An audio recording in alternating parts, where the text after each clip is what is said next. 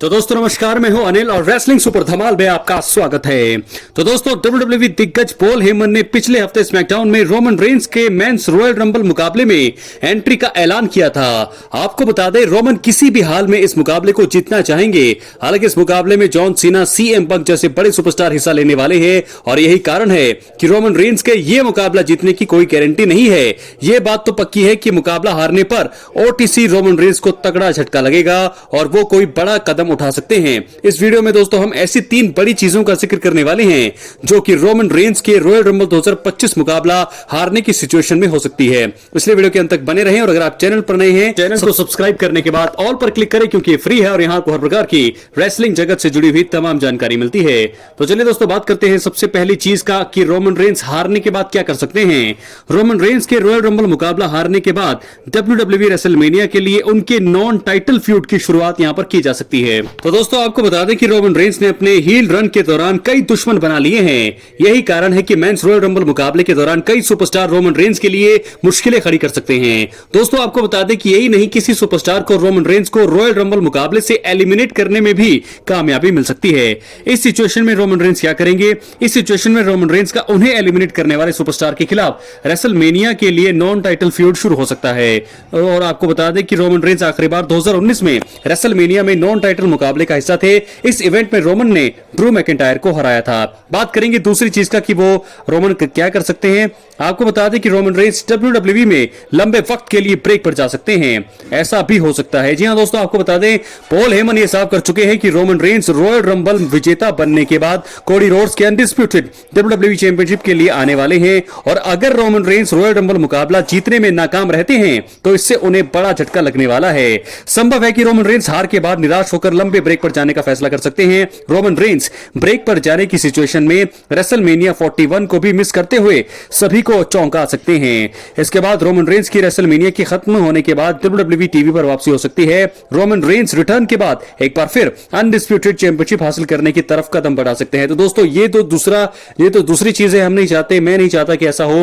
Roman Reigns WrestleMania 41 को miss ना करें क्योंकि बहुत सारे फैंस रोमन रेंस के ऐसे हैं जो रोमन रेंस की वजह से ही यहां पर WWE को देखते हैं। रेसलमेनिया देखेंगे तो वो चाहेंगे कि जरूर, बेशक अगर कोई चैंपियनशिप मुकाबला ना हो, नॉन टाइटल मुकाबला भी चलेगा रोमन रेंस का, लेकिन रेसलमेनिया में वो फाइट करते हुए दिखाई देने चाहिए। तो दोस्तों ऐसा होने की संभावना तो मुझे नहीं लगता ऐसा होना चाहिए कि रोमन रेंस ब्रेक पर चले जाएं और रेसलमेनिया 41 के बाद आए। ये तो बहुत ही खराब बुकिंग होगी WWE की तरफ से, बहुत ही बड़ी गलती होगी क्योंकि मौजूदा WWE एरा के सबसे बड़े सुपरस्टार अगर कोई हैं तो वो रोमन रेंस ही हैं। तो मेरे हिसाब से रोमन रेंस दोस्तों ये तो नहीं करेंगे। लेकिन हम बात करने वाले हैं तीसरी चीज का कि वो हारने के बाद क्या कर सकते हैं। रोमन रेंस WWE में पॉल हेमन को एक बहुत बड़ी जिम्मेदारी सौंप सकते हैं।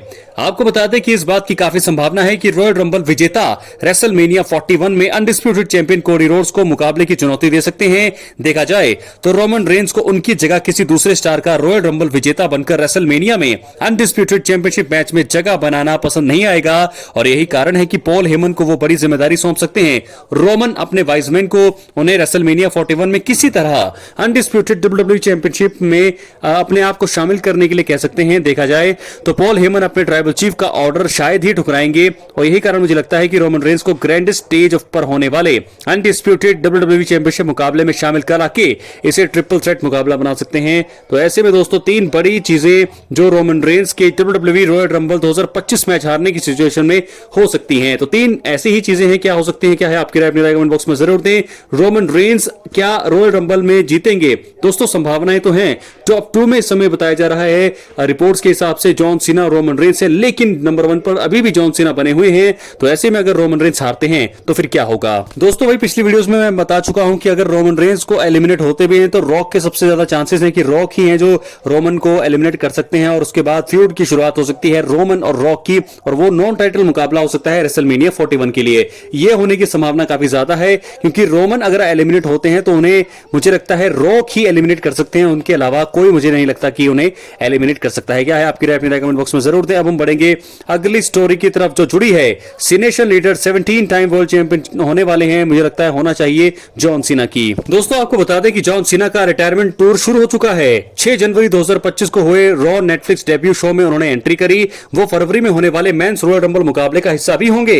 हालांकि वो इससे पहले रिंग में आकर धमाल मचा सकते हैं और हम सभी देखना चाहेंगे।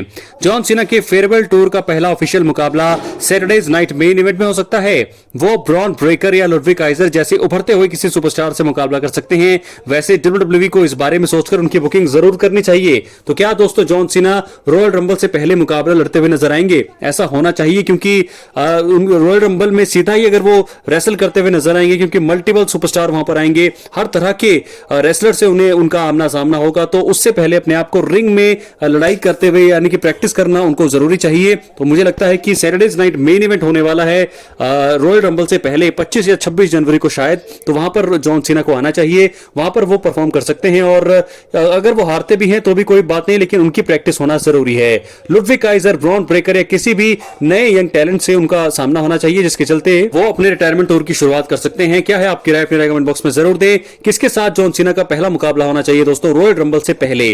क्या वो होंगे ब्रॉन ब्रेकर, क्या वो होंगे लुडविग काइजर, क्या वो होंगे जेकब फाटू ब्लड लाइन से किसी से होंगे, या फिर कोई और सुपरस्टार? फिलहाल दोस्तों रैंडी ऑर्टन भी समय है नहीं, तो रैंडी ऑर्टन भी जरूर वापसी कर सकते हैं, जॉन सीना के ऊपर अटैक कर सकते हैं। और रेसलमेनिया 41 के लिए जो कि रैंडी ऑर्टन ने कहा था कि वो जॉन सीना के साथ मुकाबला लड़ना चाहते हैं, और उनका ये तमन्ना भी है कि वो जॉन सीना के साथ ही रेसलमेनिया में कभी वो लड़े नहीं और वो लड़ना चाहेंगे। तो ऐसे में अगर जॉन सीना रॉयल रंबल में कहीं किसी भी तरह से जीतते नहीं हैं तो रैंडी ऑर्टन के साथ शायद उनकी राइवलरी शुरू हो जा सकती है। वैसे भी जॉन सीना के बारे में आपको बता दें तो जॉन सीना रॉयल रंबल 2025 के जीतने के नंबर 1 फेवरेट माने जा रहे हैं और उनका जीतना बनता भी है।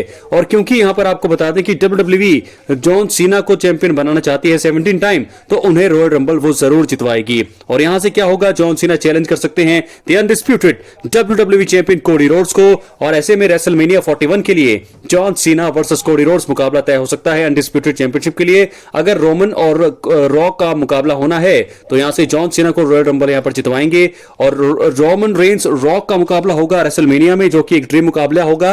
और वही दूसरी तरफ जॉन सीना लड़ेंगे चैंपियनशिप के लिए कोडी रोड्स के सामने, और वहां शायद जॉन सीना को जीत के लिए बुक किया जा सकता है और वो 17 टाइम वर्ल्ड चैंपियन बनकर इतिहास रच सकते हैं। तो दोस्तों जॉन सीना के रिटायरमेंट टूर की शुरुआत हो चुकी है उनके प्रोमो से रॉ नेटफ्लिक्स में। लेकिन उसके बाद अब क्या होगा?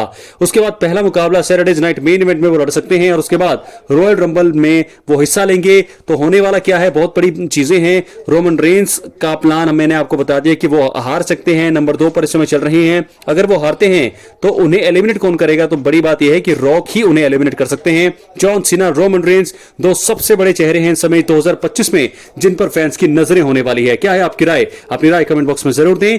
चैनल पर नए हैं, चैनल को सब्सक्राइब करने के बाद ऑल पर क्लिक करें क्योंकि फ्री है और वहां आपको हर प्रकार की रेसलिंग से जुड़ी हुई तमाम जानकारी मिलती रहेंगी। इसलिए वीडियो को लाइक करें, शेयर करें, सब्सक्राइब करें। बहुत बहुत धन्यवाद।